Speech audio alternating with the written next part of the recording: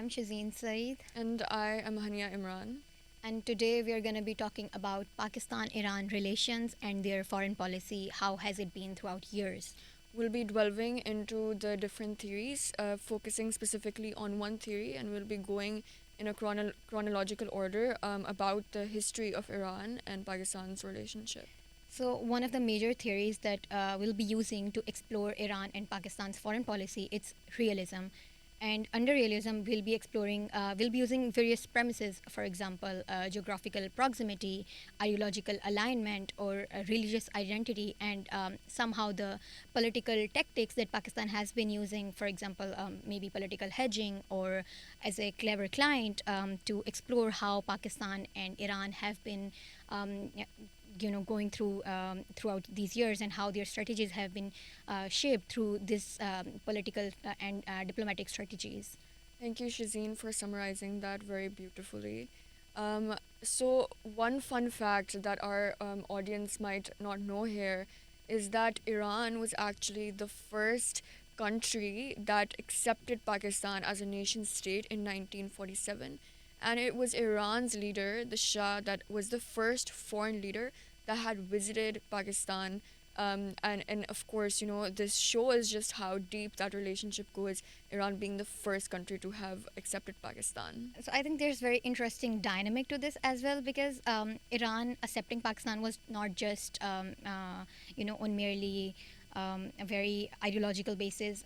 It was because Iran was mainly backed by US and UK, and Raza Pahlavi was the monarchy of Raza Pahlavi was Western backed, and as soon as Pakistan became independent, it was considered as a British baby, and Iran accepted Pakistan as a independent nation state, and that was really interesting because both of these countries they were in the same Western bloc during the Cold War. So that dynamic needs to also be conversed while we are having this discussion about Pakistan and Iran's foreign policy. Definitely, Shazeen. And I also think that we need to talk about some of what Iran was also going through. And so what we see is that Iran, of course, the region, the Middle East is considered to be very chaotic and very, it has embraced a lot of instability and seen a lot of crisis and wars in the past. And so the case with Iran and Iran being affected by these different wars is no different. And what we see is that Iran can be considered a sub imperial state as a result of the Arab Israeli conflict that happened in the 1970s. And what we see is that the Arab Israeli conflict actually got Iran a lot of oil exports. And so it went from 4.9 billion USD to 25 billion USD. And so Iran, having gained much more economic influence, used that power and used its sub-imperial status to really also influence the South Asia region, particularly Pakistan. It gave Pakistan 580 million USD in loans, and then again 150 million USD later, and also to India, and also Iran was actually one of the countries that spoke up for Pakistan. During the secession of Bangladesh, and it spoke up for Pakistan and against India, and actually threatened. Raza Pahlavi had gone ahead and threatened India not to threaten Pakistan in the future, and not to divulge in its territorial interests, in Pakistan's territorial interests. And so you really see that coming together in terms of what a role Iran was playing. It was playing a role of a sub-imperial state. It was also inserting its influence. There were some power dynamics at play, as well as Pakistan considered like a little brother, a chota bhai in the situation where it was really influenced. But I'm curious to know as well that what do you think about Pakistan as a chota bhai? Do you agree with it? I think it's really interesting because I think Pakistan really played the role of a chota bhai क्योंकि अगर हम बात करें जब Zulfikar Ali Bhutto he formed really cordial relations with Raza Pahlavi when he was the monarch of Iran, and one of the really interesting and really enigmatic matter was when National Awami Party, it won elections in Pakistan. So, since Iran was in the same Western bloc as Pakistan was, they were afraid of the communist rise. And National Awami Party, जब it won elections in Balochistan, तो they were afraid कि कहीं एक insurgency ना आ जाए या फिर communism का rise ना हो जाए. They were much more afraid of communism as such. तो हमारे जुल्फ़िकार अली भुट्टो हमारे प्रेसिडेंट ने खुद ही अपने ही लोगों पर एक मैसिव ऑपरेशन लॉन्च किया बलूचिस्तान में. And it just shows that how much there is influence and there of Iran on Pakistan कि आप अपनी sovereignty को, आप अपने national interest को बिल्कुल jeopardize करके you are ready to launch and lynch people of your own community and of your own country. So I think Pakistan really worked on that chota bhai wala factor and just followed the orders by the West and by the Western backed monarchy. So that's how I see the chota bhai ki implementation in Yeah, Pakistan. I think I definitely agree with you to quite an extent, because I think once you look at this case where Zulfikar Ali Bhutto is launching an operation in Balochistan, it's in his own country, on the verdict or on the orders, we can say, of another country. And supposedly Pakistan is a sovereign state, and so it should be able to make its own decisions. And yet what we see again and again in our history as well is that you have a lot of influence by other countries, especially hegemons, or in this case a sub-imperial state like Iran, that we've already established, is that Iran, not being satisfied with Pakistan's progress in Balochistan in terms of how Balochistan, because of course Iran and Pakistan share a border, Iran has Sistan, Balochistan, and Pakistan has Balochistan as a province, and so that cross-border sort of skirmishes and terrorism and how that affects Iran. So Iran making the decision to and inserting its influence, you can really see how Pakistan legitimizes this secular patron of it, in what happened in Balochistan, and really was able to, you can look at it as like a case theory to realism, because what we see in realism is that of course you are inserting your own influence, you're inserting dominance, you're asserting your own, you're putting your own interests above others' interests, so your own country, your own people, and you're launching an operation on a massive scale on them. So this is really something I think that it's also a prime example of realism in action. So the thing that you mentioned about the secular patron, I think that did not remain the history for long, because 1979, when the revolution came, the Iranian Revolution, when Ruhollah Khomeini became the supreme leader, so he withdrew from the center, and he was no longer supporting or was in the support of Western backing, and Pakistan can really maneuver around with its ideological identity. जहाँ पे भी, whenever they see there's interest, or there's national interest, or there's economic benefit, they can just shift their ideology, or they can shift their whole national identity around that. So when Iran became a theocratic country, so Zia was saying that Khomeini is a symbol of Islamic insurgents, and and Khomeini also reciprocated the same feelings. He wanted to have really cordial relations with Pakistan on the basis of Muslim Ummah, and having that same unity. But it had a really greater impact on Pakistan in this sense that after 1979, Iran and Saudi Arabia, they were never really at good terms. They had really, enmity sort of relations. And since Pakistan is Pakistan has like 20 to 25% population of Shias, and Iran is basically majorly a Shia community and a Shia ruled country. So Pakistan became the center of sectarian conflict. Pakistan became a proxy region of sectarian divide and conflict that was going on between Iran and Saudi Arabia. So I think this we need to understand this religious factor that in so many ways it benefits nations, but in so many particular ways that it becomes so haphazard, and it becomes so problematic and dangerous for the country's identities, as well as it happened during the 1980s because of the Zia's Islamization policies. The Shias that were living in Pakistan, they considered that this was just direct discrimination, and it also made the relations with Iran a bit, you can say, constrained and restrained. So religious identity really played a very pivotal role and really important role between the foreign policy of both Iran and Pakistan. Yeah, I think I really want to take something particular that you've just mentioned, and you've mentioned maneuvering.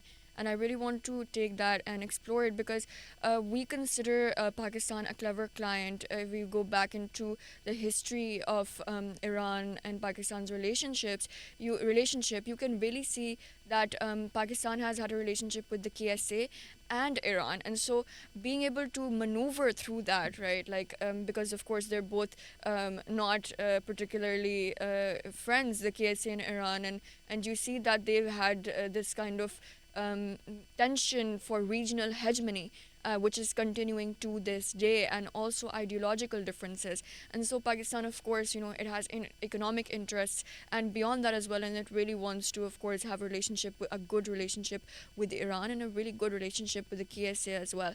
And what you see is that during the Iran-Iraq war, Pakistan was able to publicly support the Kingdom of Saudi Arabia, and it was also able to provide support to Iran in the background. So it didn't do it up front, it didn't do it very obviously, but what it did do is, provide the open its trade port to Karachi port to Iran, of course, because its own port was not properly working because of the war, and on top of this, that the KSA was being publicly supported. And then in the background, Pakistan was supporting Iran's nuclear ambitions, which is, of course, something that is only a clever client can do, really, because, of course, Pakistan wants, it wants USD, it wants the loans to come into its economy. It needs that kind of support. And also, of course, beyond that, of course, Iran is our neighbor, and we want to keep them satisfied so that there's not we don't we want to have cordial relationships with them,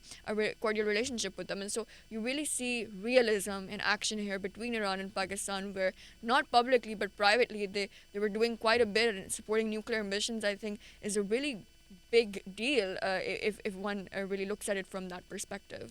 So as you mentioned, Pakistan as a clever client, I think we need to give Pakistan that it is credit, yeah. it is definitely a clever client. But Yeah. also I think the soft power that Iran has, it really comes into play because Iran is majorly a Shia majority country, and Pakistan has almost 20 to 25% population that is Shia out of like 25 crore population. And the people of Pakistan, they feel deeply connected to the country of Iran because there is so much historical and ethnic linkages. There are so many worship places. There are holy shrines, and there are worship places in Iran that are very close to the people of Pakistan. So almost annually, like 7 lakh people, they travel. There are Shia pilgrims that go to Iran, and Iran hosts them, accommodates them, and they visit the holy shrines. For instance, during the months of Arba'in and Muharram, there is continuous transfer of people. They go there. They are, and it develops a lot of like people to people connection, and that also strengthens diplomacy in a certain way. For instance, one of the shrines that of Imam Raza, he's considered the eighth Imam in according to Shia theology, and people in Pakistan, they feel deeply connected. So I think other than the how hard power or the economic or the financial linkages come into play, this people to people linkage matters a lot, and it has really created a very historic and ethnic bond between both the nations.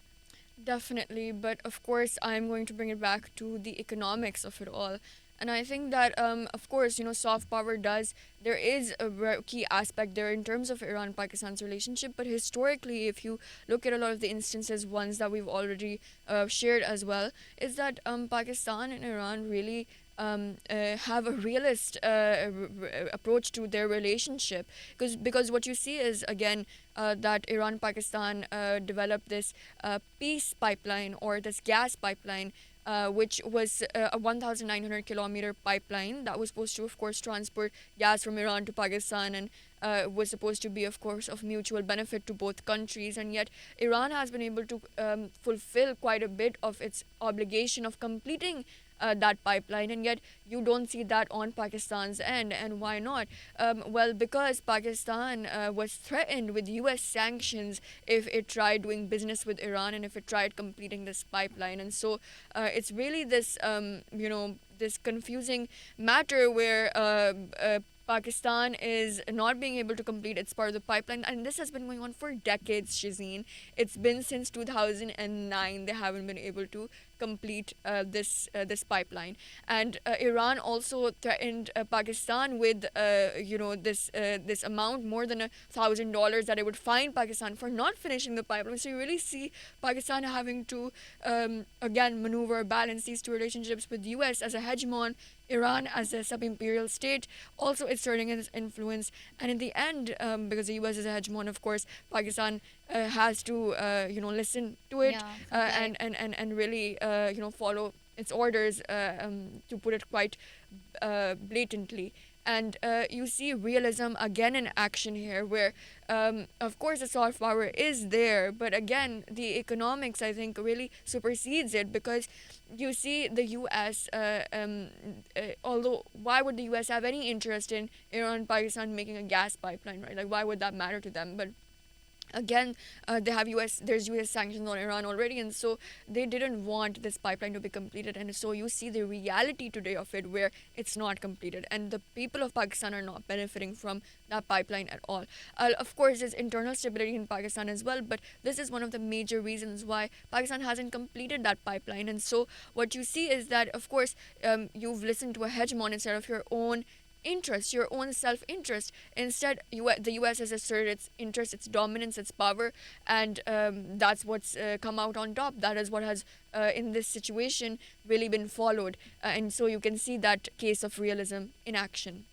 I think, yeah, very rightly said. But and also, like, in the light of recent events, what's happening? Pakistan is, emerging as a game changer. It has emerged as a global peacemaker, and trying to, act as a mediator between two rival states which have been fighting for so many years. And now, the world is claiming that Pakistan is emerging as a middle power, but I do not really see that very clearly, because I feel like. How you talked about the realism comes into play. Just 2 years back, in 2024 January, Iran attacked Pakistan with its missile system, and Pakistan retaliated. And now what's happening is just, it's astounding, because Pakistan is bringing two rival states on the same table, and trying to act as a mediator and negotiate, and trying to evoke and evade third, what word is calling a third world war that might occur. But Pakistan has stopped that war through Islamabad talks. But what I don't understand is Pakistan's status as a middle power. The world is claiming that it's a middle power, because how a middle power works, that they have, the perfect geostrategic location. They have cordial relations with both sides of both the rival countries, and there's a balancing between them. But there's so much internal instability. There's so much economic stagnation in Pakistan, and economic dependence in Pakistan. So that status of middle power does not really comply to that. But what really explains this is Pakistan's ability to act as a pivotal state. Pakistan has Pakistan has balanced relations, and it has hedged over between Iran and between USA throughout years, and that gives Pakistan that leverage to act as a middle state during this whole fiasco that's created in the world. So. It's interesting, that how the countries and the nations, they can converge or diverge whenever it works for them, whenever it's in the benefit. I think that's also really interesting in the light of current events. I think because you brought up these current events and specifically the Islamabad talks, which are the most prominent, as I think comes into people's minds instantly when we speak of Iran currently. But I also think one point that you've brought across about how Iran was bombing Pakistan just less than 2 years ago, and today we've had such a short term we have such short term memory when it comes to these actions, and we have such short term memory when it comes to our own interests or another state's interest. And so what you see is that we've forgotten about it completely. And today what we see instead is that our leadership, the same leadership that was in place when Iran was bombing Pakistan and Pakistan was bombing Iran, the same leadership was in place, and today that same leadership is tweeting in favor of Iran. And so you really see Iran's leadership, Abbas Agharchi, particularly, who has gone on Twitter or formerly Twitter, now X, and said that Pakistan is they're really grateful to Pakistan. They're really Pakistan is a really like a big supporter for Pakistan, and Asim Munir and Shehbaz Sharif have reiterated those statements towards the Iranian leadership. Shehbaz Sharif tweeting something similar, saying that he is also very gracious to the Iranian leadership for participating in the Islamabad talks and for being and Pakistan again in this current war is siding with everyone. It's siding with Iran. It's siding with the U.S. It's going on Twitter and claiming that the U.S. is also doing great and they're also with Iran. And so you really see that kind of moral support. But again, in the background, there's something completely different ongoing. You see public support, but in the background, of course, there's a lot that we don't know as well. But from what we do know is that there Pakistan doesn't provide that sort of support in terms of. So what we saw was during the Iran-Israel conflict in 2025 last year that Pakistan, the IRGC commander Mohsen Reza had said that Pakistan would provide nuclear facilities and the nuclear bomb if Israel plans to attack Iran with a nuclear bomb. So that Iran would have that backing from Pakistan. And Pakistan's defense minister had gone ahead and tweeted very publicly that no, this is not actually the case. This is not going to happen. Pakistan will not be using its nuclear facilities. And so you really see, there's moral support, there's emotional support, there's even space to host peace talks. But when it comes to military and actual support, that is not the case. Yeah. So I think, as you mentioned, all of these things, it just reminds me of how there were chances of a confederation between Pakistan, Afghanistan, and Iran based on the historical and ethnic linkages. But that never happened because it was not really in the interest, even though it was in the interest of the people, and there was a lot more national. There was like integration on basis of identity, but it didn't happen because of the global powers around, and so that it we can the power dynamics really matter a lot in this, that who where does the world want you to form linkages with, and who to have strategic alliance with. That also sums up how the theory of realism comes into play in this whole foreign policy and foreign relations. Definitely. Thank you so much. I think that realism, of course, is one of the most prominent theories that comes under Iran and Pakistan's relationship, a relationship that has spanned decades with a lot of cultural, political influence and nuance, with different nations, but again, neighbors, with different interests, but again, converging interests as well. And so you really see that dynamic playing out, some of which we've tried to cover here today. But again, this relationship has lasted decades before and will continue in the future as well. And of course, how it changes, how it develops, what comes next, that is something that we will have to see. Thank you so much for joining us.